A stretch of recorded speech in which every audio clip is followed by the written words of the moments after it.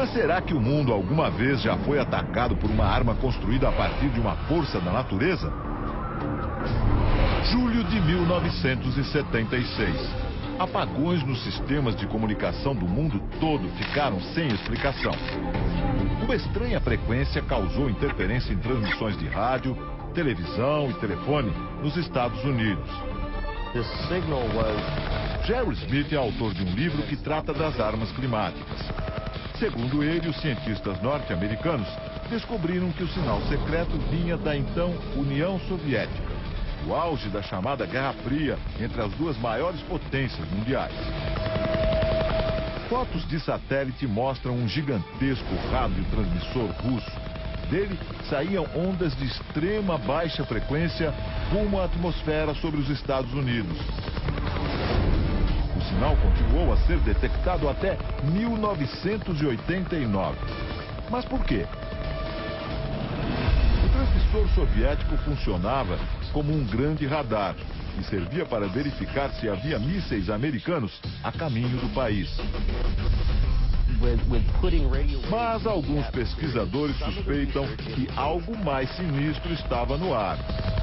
No início da década de 80, um relatório do Departamento de Defesa americano dizia que a máquina russa interferia no clima e que teria o poder de alterar o padrão dos ventos no mundo todo. Será que o transmissor foi uma arma secreta entre União Soviética e Estados Unidos? O fato é que, nessa época, algo muito estranho aconteceu. De 1987 a 1992, o estado da Califórnia passou por uma das secas mais dramáticas da história. As lavouras secaram e o gado morreu. O preço dos alimentos subiu vertiginosamente e a população ficou aterrorizada. Os especialistas em clima disseram que a causa foram as altas temperaturas que impediram a entrada de umidade na região, um fenômeno fora do comum para a Califórnia. Normalmente, os ventos de grande altitude levam a umidade para a costa dos Estados Unidos. As setas indicam que os ventos sopram sempre para o leste. Durante a seca, os ventos mudaram subitamente de direção e se enfraqueceram. É claro que os soviéticos negaram tudo. Este professor de táticas militares diz que negar faz parte do jogo. Afinal, nenhum governo se sentiria confortável em admitir que deu início a uma guerra climática. Coincidência ou não, em 92 os Estados Unidos começaram a construir este enorme complexo de antenas no Alasca, como parte do projeto conhecido como HAARP. A sigla em inglês quer dizer Programa de Investigação de Aurora Ativa de Alta Frequência. Um nome sofisticado para um projeto que começou na Força Aérea e na Marinha Americanas. O complexo reúne 180 antenas de 22 metros de altura. Juntas, elas podem apontar para qualquer alvo no céu e emitir milhões de watts de baixíssima frequência, formando uma trilha na atmosfera. Este militar americano diz que o projeto HAARP é usado apenas para fins de defesa. Mas uma outra teoria apareceu. A intensa energia jogada no céu pelo HAARP poderia ser um dos fatores do aquecimento global e das mudanças climáticas. O cientista Nick Bejic acusa o governo americano de sonegar informações e garante: as pesquisas do HAARP são utilizadas, sim, para provocar mudanças climáticas. Quando as ondas de baixa frequência atingem a camada mais alta da atmosfera, elas criam um espaço vazio e mudam a posição das áreas de umidade. O cientista simula o efeito do HAARP em laboratório. Ele produz uma nuvem dentro de um tubo.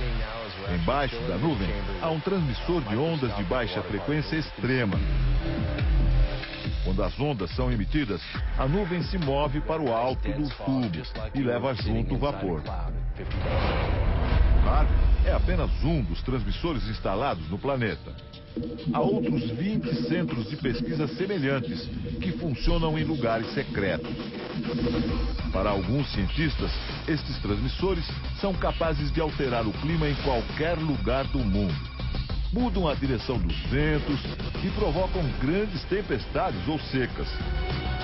Até mesmo os furacões poderiam ser provocados. Não há como garantir totalmente que esses equipamentos são usados como arma climática. No entanto, alguns fatos levantam ainda mais suspeitas. Em dezembro de 2001, cientistas da NASA, a Agência Espacial Americana, fizeram uma descoberta. Eles concluíram que vários terremotos aconteceram depois de mudanças climáticas radicais. Será que o HAARP tem alguma ligação com as duas coisas? It was in the spring of 1987 we arrived. O Dr. Brooks pesquisa terremotos. Ele trabalhava numa empresa de petróleo e gás e utilizava as mesmas ondas de baixíssima frequência do HAARP para suas pesquisas numa região do Pacífico. Sem querer, ele provocou um terremoto de cerca de 4,5 graus na escala Richter. O cientista mostra como o terremoto aconteceu nessa maquete do local. Um alto-falante produz sons muito graves e faz o solo tremer. Uma rocha que está no alto da coluna se desloca e acontece o terremoto.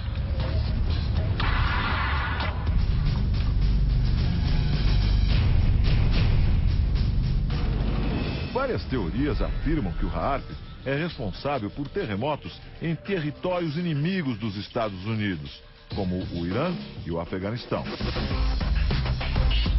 Alguns afirmam também que o HAARP está ligado a um estranho fenômeno que ocorre no céu. Nos últimos anos, estranhas formações de nuvens aparecem nos céus do mundo e continuam aparecendo. Parecem apenas jatos de fumaça deixados por aviões. Só que eles permanecem no céu por muito mais tempo. Às vezes por algumas horas, às vezes por dias, e formam nuvens artificiais.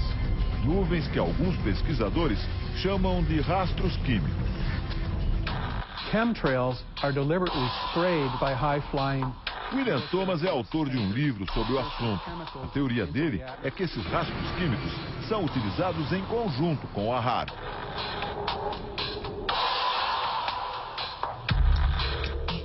Segundo ele, os rastros químicos secam o ar. E o resultado de uma atmosfera sem umidade é o surgimento de secas. Agora imagine os efeitos disso no campo de batalha, causando longas secas em países inimigos, acabando com os recursos e forçando uma rendição. Na guerra climática, fazer o inverso também é possível. Chuvas devastadoras podem varrer cidades inteiras do mapa. O escritor Jerry Smith diz que os militares fazem pesquisas climáticas desde a metade do século passado. Em agosto de 1952, a pequena cidade inglesa de Lynmouth sofreu uma grande enchente. Em apenas um dia, choveu 250 vezes mais do que o normal. Jerry diz que não foi apenas um fenômeno da natureza, e sim o resultado desastroso de uma experiência dos militares ingleses para estimular tempestades. Algumas testemunhas afirmam que antes da cheia, aviões da Força Aérea Britânica sobrevoaram a região.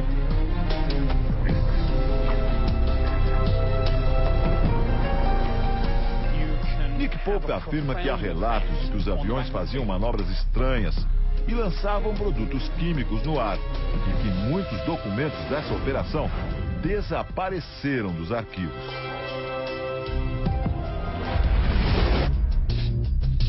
Vietnã, 10 anos depois. No auge da guerra, em 1966, outra experiência climática teria acontecido. O Projeto Popeye. Jerry Smith diz que na invasão do Vietnã, os americanos provocaram chuvas fortes. a princípio normais naquela região, mas não por períodos tão prolongados como aconteceu em outubro daquele ano.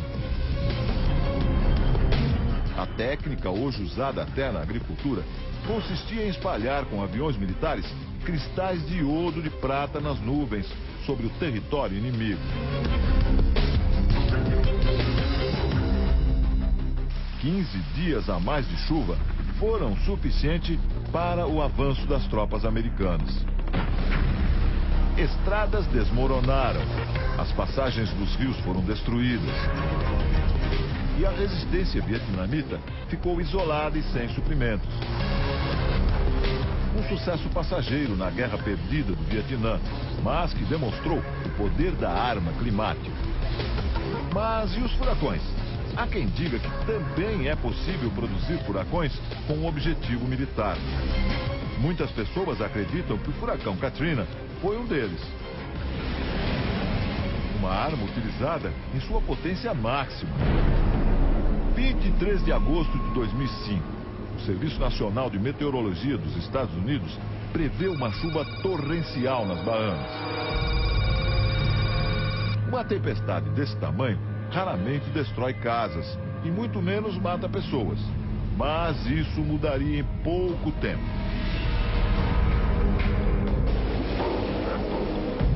O furacão Katrina se tornou um dos maiores desastres na história dos Estados Unidos. 1.800 pessoas morreram. O governo gastou o equivalente a mais de 160 bilhões de reais para reconstruir a região.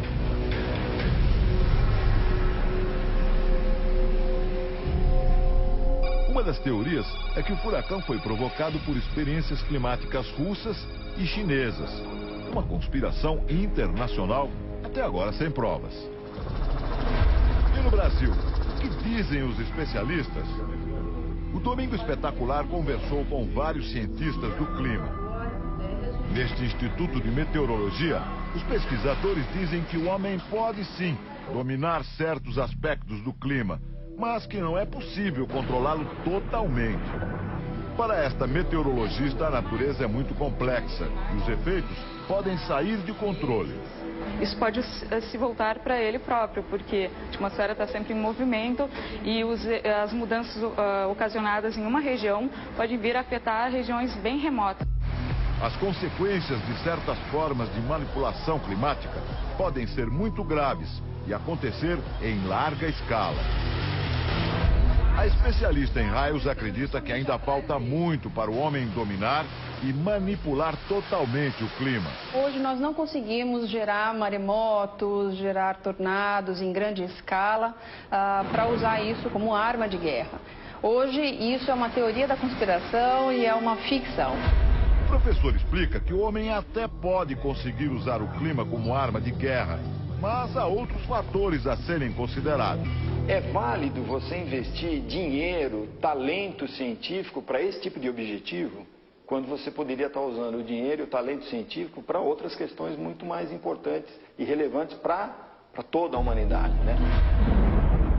Apesar de muito polêmica, a ideia da manipulação climática se multiplica e ganha corpo até nos ambientes militares.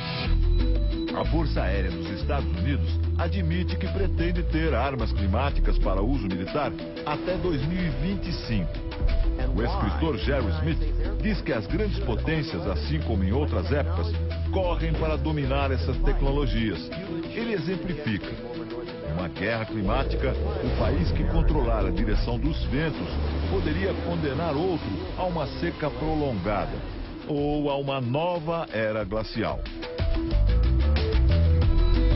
Sem exércitos, sem tanques ou bombas atômicas. Em lugar disso, raios destruidores. Chuvas torrenciais, terremotos e ondas gigantes. No futuro, quem controlar o clima será dono do planeta.